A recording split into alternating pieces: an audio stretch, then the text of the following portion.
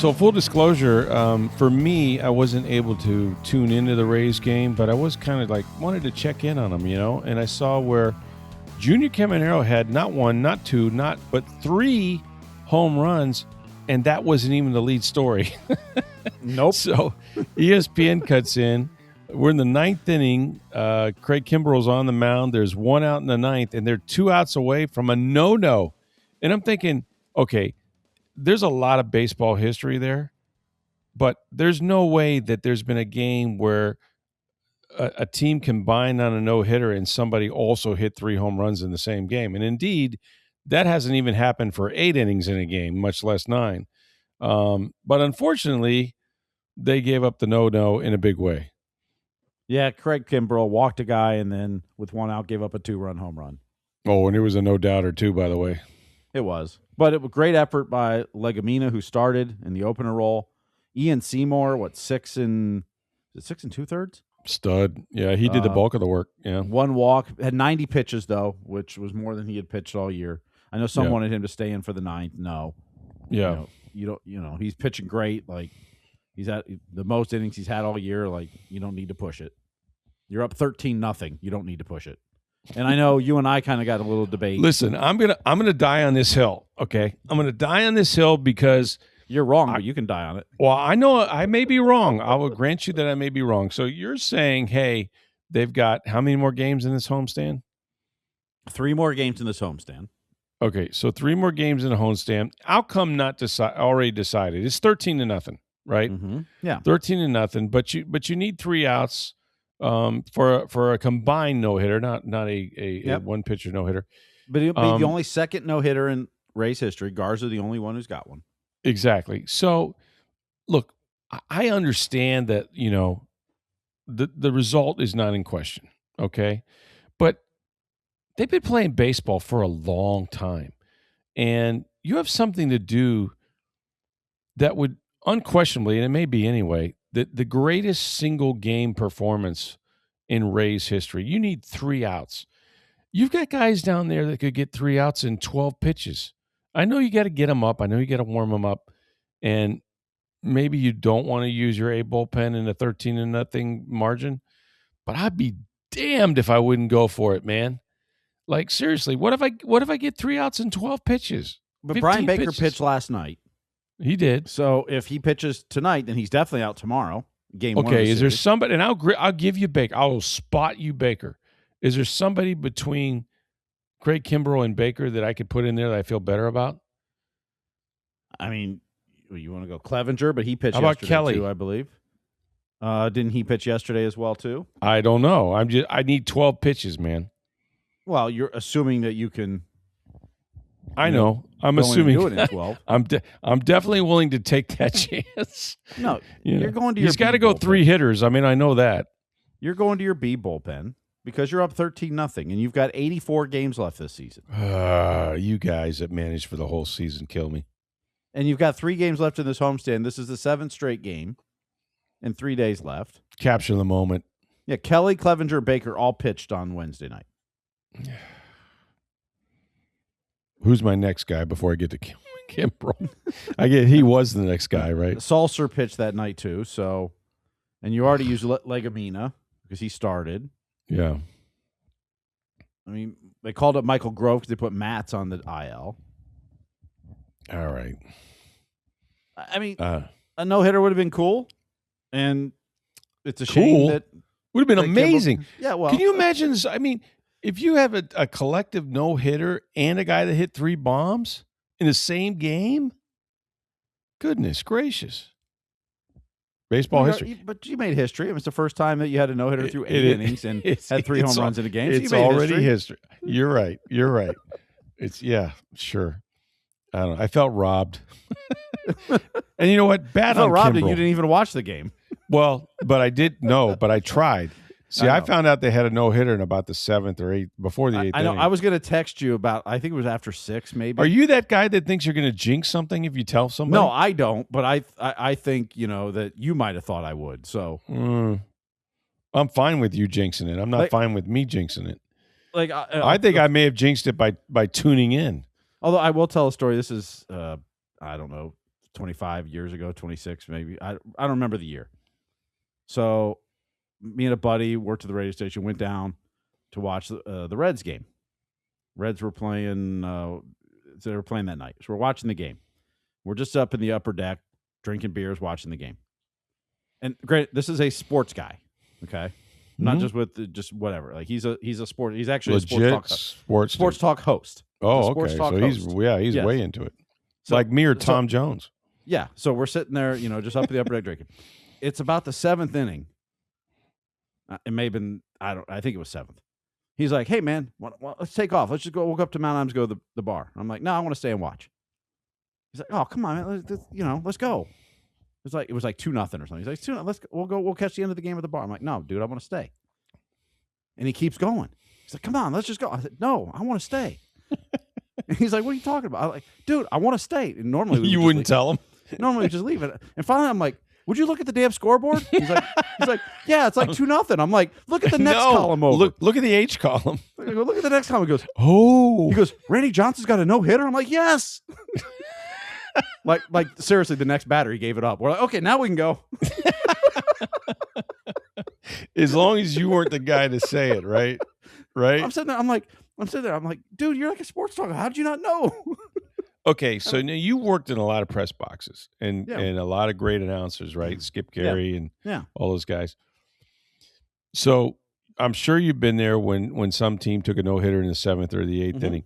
Did those guys deliberately not mention how many hits there were during the broadcast for fear or the baseball etiquette of not mentioning the no-hitter? You have to mention it. Like of course you do, because viewers that are tuning in every 7 minutes, they don't know. I saw Nick Wise had to put a post up, upset that the Rays broadcast said combined no hitter through 6 1/3 or 6 2, whatever, on the screen. I'm like, well, first of all, the TV's job, they don't jinx anybody. Like nothing the TV does is going to affect, unless they drop a camera on the field and something gets in the way, injure a player, yeah, right. But their job is to get you to tune in. Exactly. So if I just turn my radio on randomly in the 8th inning and I hear there's a no-hitter, guess what? I'm going to listen. Well, especially when it's 8-0. Right. Like, I don't need There's to watch nothing else. The event's decided at that combined no-hitter and through 7 1/3 inning, I'll stay and watch that. Hell yeah. Like their job is to get ratings. Their job is to get you to watch. And if the game is 8-0, now granted the Rays were winning, so more likely you'd stay than if it was 8-0 the other way, But TV's job is to get you, or radio, they're trying to keep you listening. Yes, you have to mention it. Now, you can get creative in the way you say it if you just don't want to flat out say no hitter going on. That's right. But that always seems schmaltzy. That's I don't know. It's like a weak sort of compromise. I mean, is the crowd not supposed to cheer in the 9th inning every time there's an out? No, they're supposed to be on their feet with the first pitch in the 9th inning, which I think, you know what I heard? And this came through on TV through the replay of ESPN, or actually the live coverage they cut into the game. I heard boos when Kimbrel gave up the home run. Well, I'm sure they were disappointed. I mean, everybody there wants to see I don't think you should necessarily boo, but you were there? Did you hear it? No, I was not there today. Oh, you weren't there? Okay. No, all right. No, I was not there. I was watching on TV. I know you did the last two. So when I was listening to the replay, it sounded like people were booing at some point. And I know they were disappointed, but geez, come on, guys. Look, it was a great day. And it was a great day, obviously. And the story that might get missed is, because of the damn near no-hitter, is Caminero hitting 3 bombs. And now one of them was off an infielder, was it not? Yes, the last one was. Yeah. And it was funny because so when a position player is pitching, and you can only do it when it's up 8 or down 8. Oh, is that the rule? 8 runs? Yeah, you can't just do it because you just want to with down, up 3 or down 3 or something. So, but they turn off the ABS challenge. There's no challenging. So the ump's got some discretion. As he throws the first pitch after Eephus the first pitch was like 1.5 feet outside the strike one. Cameron was looking back what are you talking about? Did he challenge? Can you challenge that? The ABS is off. They don't. Oh, it's off. That's what I said. If an infielder is pitching, you get it. There's no ABS. There's no challenges. Okay. Yeah. So the second one was closer to the strike zone, but not really. Strike 2. Junior's like, what? Would you just want to go home? What was going on? Yeah, I mean, basically, it's designed to speed the game up. I don't think it was supposed to be that far away, but the pitch also was kind of ephusing in, so it's a little harder to tell exactly how it was when it crossed the zone. Yeah. But the third one, he let right inside part of the plate, and Junior just waited on it, and, I mean, drove it. Hit the D-ring. I saw that. It was confusing because I was like, oh, that ball's gone. Wait a minute. And it's landed in left field, but hit the D-ring, so it came down. Yep. Yeah, he knew it right away. He was running. He motioned to the umps, like, circling the home run call, and they did. So here's the thing. First of all, Caminero is, I think he's him, right? I think he's all that. I do. I really do. But the dude had just 3 home runs in his previous 31 games. Mm-hmm. And I think that they had done some work with him. Like, he had flattened his swing to the point where he was hitting the ball just as hard as ever, right? Yep. Like, his exit velocity was, averaging around 93.2 going into the game, which was the highest in the league, and better than 2025. So making hard contact has not been the deal, right? Mm-hmm. But he just hadn't gotten the ball in the air. Yep. And when he gets it in the air, there's not a park that can hold him. So that's why I think on Tuesday night, I mean, they were down 11-1 in the 8th? Yeah. And he hit that home run. Yeah. Made 11-2. Right. Meant nothing, except I think it kind of was like, okay, I hadn't hit one in 10 games at that point or something like that. I think it was a little bit of relief. Yeah. Yeah. I think it was like, okay, maybe this will loosen him up and get him right now. He didn't get one yesterday, but he got 3 today. So, yeah, like sometimes just for hitters like that, one swing, one home run can change it, right? Well, and you all know this, right? And I don't care if you're talking about batting practice or anything else. If you've ever held a bat in your hands and tried to hit the ball far, the more you try to hit the ball and drive it, mm-hmm. the less chance you have of actually doing that. It's very difficult to, like, I'm going to try to drive this ball out of the park. It's more about just like getting into kind of a rhythm and just trying to hit it hard somewhere. But I do think that, we talked about his flat swing. For whatever reason, he wasn't getting the ball in the air, or as high in the air as he was.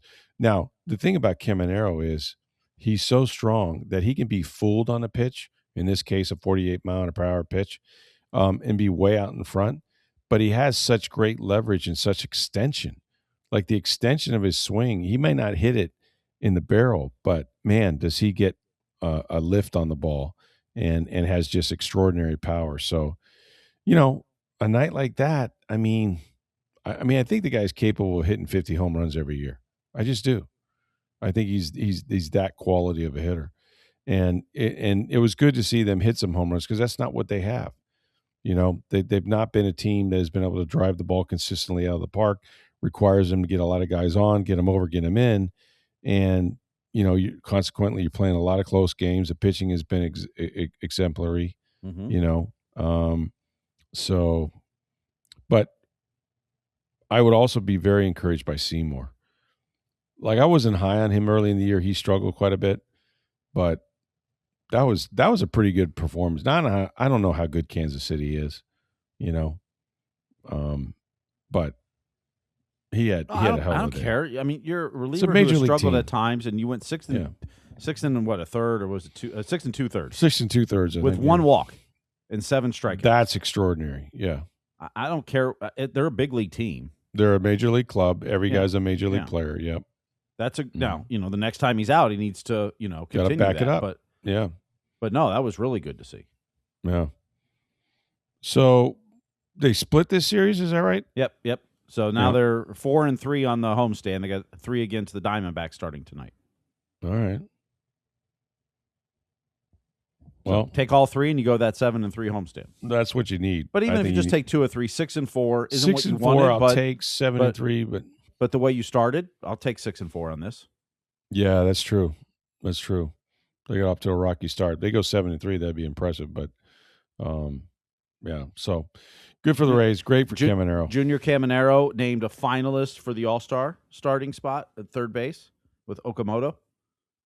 Wow. with Toronto. So that voting starts Monday. So he and Okamoto are the two finalists. Nice. I think he's going to be the starter, don't you? Well, he was trailing had been leading the voting. He was now trailing, through this stage. I don't know Okay. if they start Isn't over, there if they is add there on a, to is it. is there is it just fan voting, or is there other things that determine that? The starters, I believe, is still just fan voting for the Just starters. fan. Okay. Yeah. All right. So the phase 2 starts Monday, the voting. So Yandy finished third at DH, so he is not one of the finalists. Well, I mean, he should be on this All-Star team. I mean, he'll make the team, but Yordan Alvarez and George Springer led the way for DHs. So you mean former Ray Jordan Alvarez? Yeah. Or future Ray, I should say. Yeah, future, not former. Not former, future. Yeah. I don't know the way Yandy's hitting. I mean, you'd love to have Yordan Alvarez, but are you really upgrading that position? I mean, you're getting more power, but are you really upgrading that position? Well, that's the thing. I mean, what do? You got to get them both in the lineup, right? Yeah, that's the problem with Rhonda playing first. Yeah. Okay. Well, great day for the Rays, and hopefully they can keep it going on the homestand. But that was epic. That was epic. When I looked and I saw Caminero had a first home run. Then I looked again. Well, wait a minute, he's hit 2, and then I couldn't believe that he hit 3, and I didn't know it came off an infielder. But it doesn't matter. Like 3 home run days, and then they're in the 8th with 1 out in the 9th with the no hitter. I was like, wow, what a day! This is the greatest, regular season performance in Rays history, easily. May still be when you think about all that happened, but that was pretty cool. All right, we got more to talk about. Got a couple of mailbag questions as well. Hey, want to remind you guys, get on down to Breitling Boutique. They are our sponsors, and for good reason. The Breitling Boutique has been at International Plaza Mall for 6 years now. The Breitling Company's been making the best Swiss watches for going on 140 years. And when you go there, where are you going to find it? Center of the mall, 2nd floor. That's where Breitling Boutique is. Go in there and enjoy the customer service, second to none. Ask about the men's watches, the Navatimers, the chronomats that they're known for. Also, ladies' watches. They have sports watches that are beautiful, durable, all kinds of wristbands that she can choose from as far as different colors. And they have elegant watches for women as well. And what I want you to pay attention to is, if you're an NFL fan, and if you're not, while you're listening to this podcast, they have 32 different team watches, NFL team watches, while supplies last. And you're not going to believe them. Chronomat watches for men. They have the team colors as the face of the watch, the logo inside. Not only that, but there are 3 different type of watches, including sports watches of the same vein for the NFL. You have to get down there. You have to see these watches. It is Breitling Boutique, International Plaza Mall. When you go there, please let them know you heard about it here on Sports Day Tampa Bay. All right, we'll get a couple mailbag questions to wrap up the week here, Rick. Ed had tweeted. He said, what, if anything, might Bucks, Rays, and Bolts fans have learned about the fan game from various World Cup nations?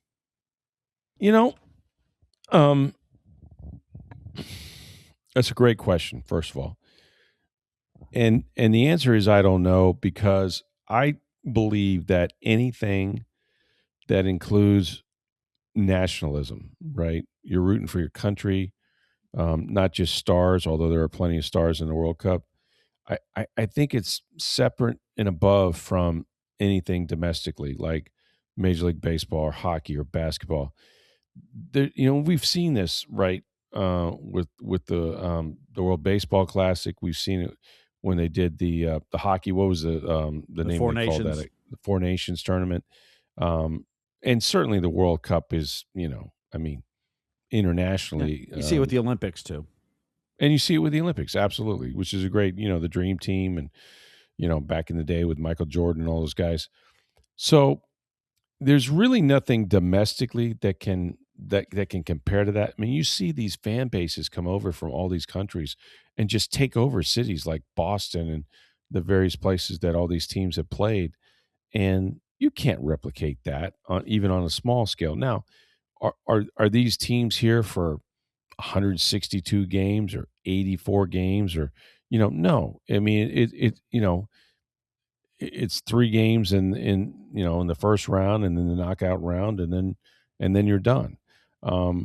So it's just different. Like, you're not you're not filling up these arenas, year round, whether it's basketball, football, baseball, whatever. What did they learn? I don't know. I think they learned that this country is, and people have come from all over the world, obviously, and that's what's been cool. We're a diverse nation with a lot of different great cities that everybody should take advantage of visiting and seeing, even if you live in the United States and you've not been to Boston, or you've not been to LA, or you've not been to San Francisco. Like, there's so much in this great world of ours in this nation that if you're a sports fan, you need to go to these places. Different, even within the same country. What's great about our country is that it's so diverse. The Deep South is so different than the Northeast, from cuisine, from language, from everything you want to talk about. So I don't know. I think there's a celebration of sport that occurs during the World Cup, and hopefully everybody benefits from that. And it can, have sort of a residual effect. I think it's great for soccer. I mean, I've heard this for 50 years that, oh man, U.S. and look, as far as the U.S. has gone, and if they go any further, of course it's great. You'd love to think that they could win it one day. It's not going to be this year, in my opinion, but the further they go, the more interest there is in U.S. soccer. But again, I've heard it for 50 years. I don't know it's going to ever overtake baseball, football, basketball, but certainly there's a lot more opportunity in this country, whether it's the USL or the MLS or whatever it is, and colleges, and we know what youth soccer has done. But I don't know. I just love sport, but I don't think there's not many events like this, Steve, that capture the world. Right, like the World Cup, right? Well, the Olympics. What else do we have one. that's like this? Yeah, the Olympics is the only thing I was the only other thing. Yeah, and then part of it is like, okay, you see Scotland coming over, right? And it's awesome. Army. Yeah, but they haven't been in the World Cup in 28 years, and so their fans are coming over, and it's probably the only time they'll ever come to the United States, because they're not going to get another World Cup for at least 2038, if not longer. So.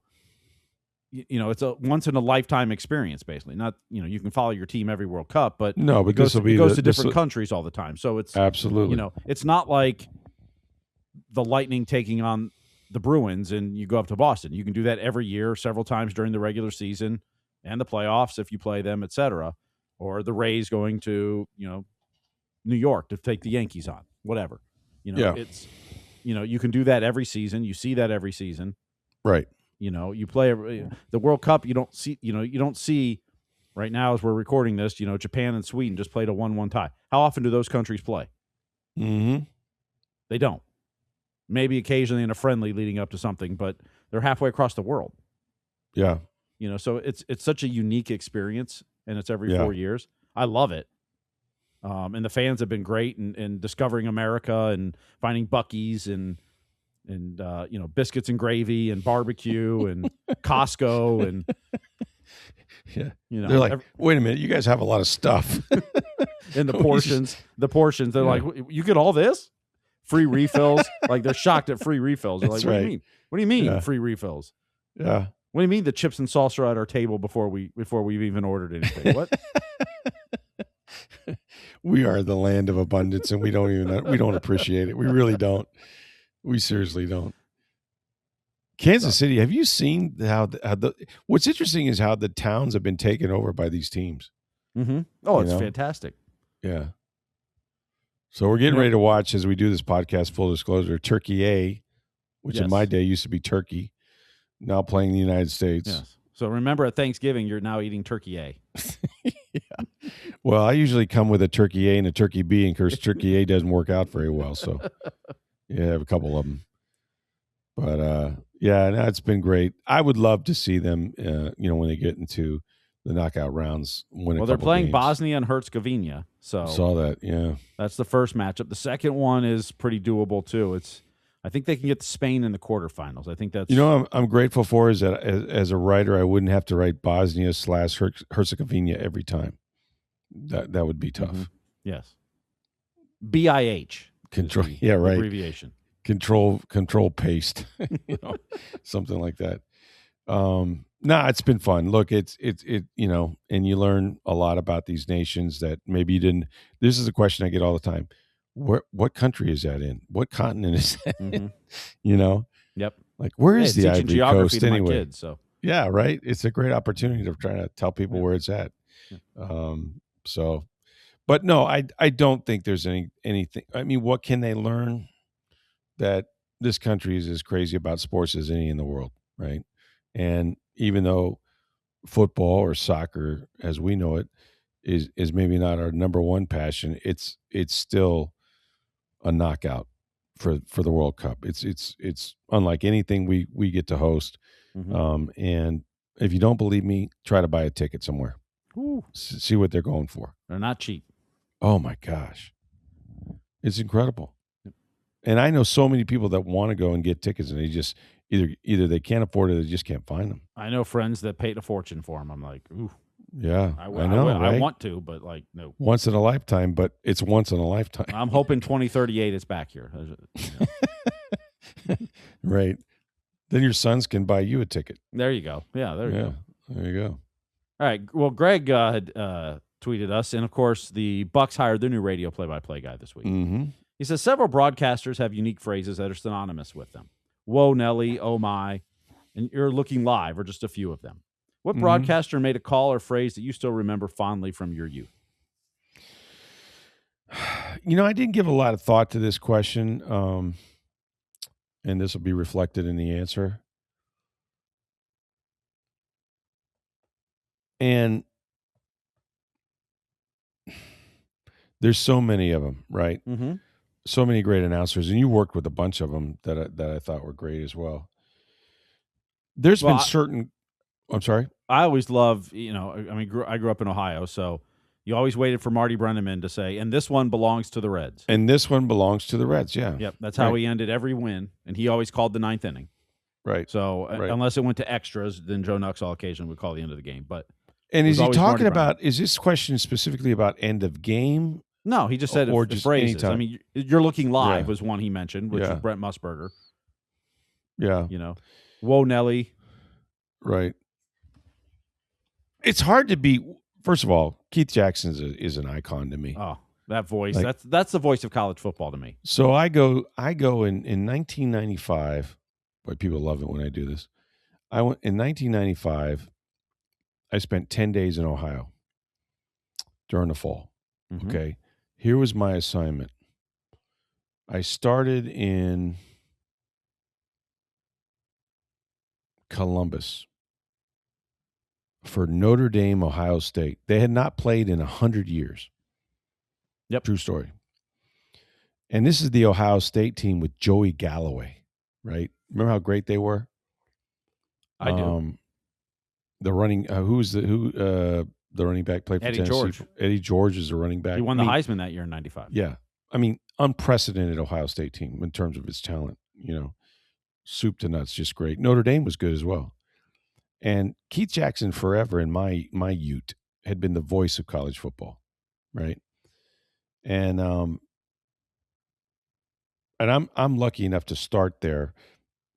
So I started at Ohio State, Notre Dame. I ended up going to it was the first year of the wild card in the baseball, where Cincinnati was playing the Dodgers.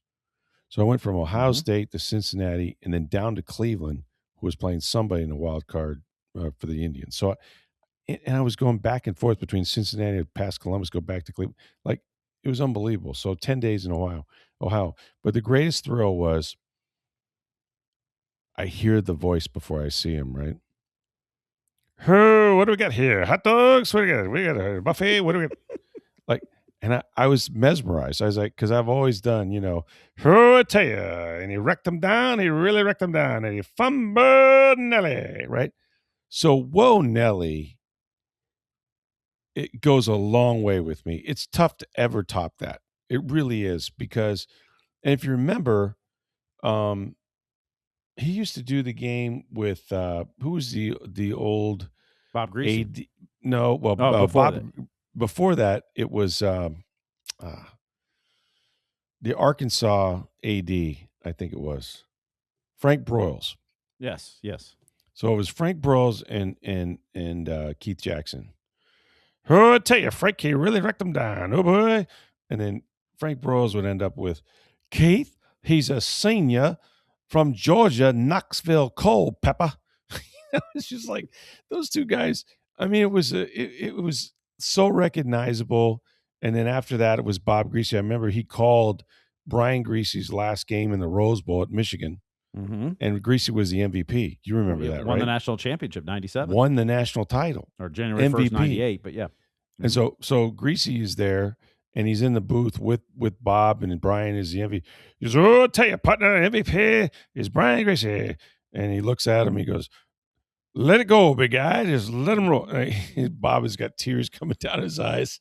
It was so it's very hard. When he mentioned Keith Jackson, I was like, that's the soundtrack of college football, right? That's the whole deal for me. Mm-hmm. Now, all those other guys, I'm a big Vin Scully guy, right? Like nobody has the melodic tones of Vin Scully. So it's hard for me to say greatest play-by-play guy I've ever heard, Vin Scully, right? Period. And the great thing about Vin Scully is he did it by himself. You know, he didn't need a partner. He was your partner. I've never seen an announcer better at no matter when he started a story, could always wrap it up at the end of the inning. How did he do that, by the way? It was as if he knew how long the inning was going to last. He was so good at no matter what happened in front of him, he could find an out and end the story on time. Who was the old Giants pitcher that was great when they were winning World Series? Madison Bumgarner? Yeah. Have you ever heard this story? So he's doing the series with the Giants, and it may have been the playoffs or may have just been a game against the Giants. And they do this thing where they play this inning, and he's got Madison Bumgarner on the mound. And he was like, Madison Bumgarner's on the mound. You know, he's a big hunter. And he said the other day, he came across a rattlesnake. There's a ball inside. And the rattlesnake had eaten a rabbit. So he looked down there and he told his wife to go get him an axe. There's a strike, 1-1. And then Madison Bumgarner said he got to chopping up the snake. There's a ball, 2-1. And as he chopped it up, he pulled out a rabbit, and it was still alive. Fly ball, second base, he puts it away, one down. Like, he told this whole story, and he had a parable. It was like, and so the whole parable for Madison Bumgarner is you never give up. You never want to say die. I mean, and it was just like in the course of like a couple hitters. It was so good. So, yeah, if you're going to corner me, and I used to do spring training games one time, L.A., I don't know why, were in Dunedin. They've trained in Vero Beach, but they came over, and they were in Dunedin. And back in the day, Grant Field was this rustic wooden, place before they rebuilt it with concrete. And the Dunedin Blue Jays played there, and our press area was like right below Vin Scully. And just to sit there and hear that voice, not over the radio, but literally in my ear, I can't top him as an announcer. He's my favorite. And there's a lot of Dick Enberg and oh my and all that stuff. So yeah, I love, as you do, and you got to share booths with these guys. Oh yeah, Pat Summerall. I didn't get to share a booth with him, but great him one. and Madden together, like. Oh yeah, phenomenal. My favorite. I just loved his voice. Yeah, I remember working a game in Philadelphia. Well, not Pat Summerall. I'm saying another guy here, but working a game in Philadelphia. So I'm in the press box before a game, and before I see him, I hear Harry Callis's voice. Harry was so distinctful. Yeah, I don't remember what he said, but I stopped. I was just like, "That's him." Like, because I grew up listening to him call NFL games on Sunday afternoons on the radio. He would do the Sunday afternoon games, and it was phenomenal. NFL. He was the voice of NFL films. He did that too some, but he would call a game. He was like called national radio games on Sunday afternoons. Yeah, he did. Yeah, he did. You know, I would listen to that, and you know, he was just phenomenal, and a nice guy too. But yeah, Joe Buck was another one too. Yeah, and of course, Harry's son Todd worked for the Rays for a long time, so Rays fans will remember him. Oh, Joe Buck was great. He's fantastic. Skip Carey was a riot to work with. Did I say Joe Buck? Did I mean his father? No, Jack Buck. Well, they're both Jack great, Buck. Yeah, Jack Buck was the one I meant. So Jack Buck, we're at Al Lang Field, and you talk about hearing the voice before you see him. Yep. It was much like you know, everybody else that I come across, but so I hear Jack Buck at Al Lang Field like, "What do we got today? Another ham sandwich for lunch?" It was just so great. But look, we could do this announcer thing all the time. Like I said, you've worked with the best, but I've been fortunate to been around a few of them, and we had one recently retire here in Tampa Bay, right? Gene Touchdown Tampa Bay, touchdown Tampa Bay. Fire the cannons. I mean, fire those cannons. Yeah, classic calls. So, I mean, 37 years Gene did games. That's crazy, man. That's and Florida State too. I mean, like he pulled double duty, and it was tough back in the day. You have to get from Clemson at 12 p.m. or 12 a.m. to a 1 o'clock game in St. Louis, or when they had a team, or Chicago or someplace. Yeah, it's going to be different this fall when Tony takes over for Gene, and and Tony's from everything I gather a pretty good announcer, and I think he'll do probably great, but it's going to be different. And hard to replace a legend. When you take over for a legend, I mean, yeah, it's going to be different. Yeah, no doubt. Well, it's been a great week. We appreciate you guys listening each and every day on Sports Day Tampa Bay, and our followers show that. Make sure you get on down to Breitling Boutique. Support our sponsor. They're at International Plaza Mall. They have tremendous products, men's watches, women's watches as well. And while supplies last, check out the NFL watches, man. 32 different teams, 32 team watches while supplies last. Breitling Boutique. Let them know that you heard about it right here on Sports Day Tampa Bay. For Steve Versnick, I'm Rick Stroud of the Tampa Bay Times. Have a great weekend, everybody.